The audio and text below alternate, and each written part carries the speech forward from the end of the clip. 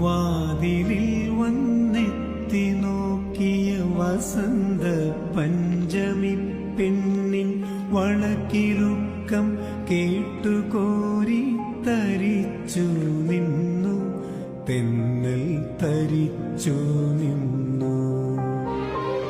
വിരൽ ഞൊടിച്ചു വിളിച്ച നേരം വിരൽ കടിച്ചവളരികിൽ വന്നു. വിധുവദനയായി വിവശയായവളൊതുങ്ങി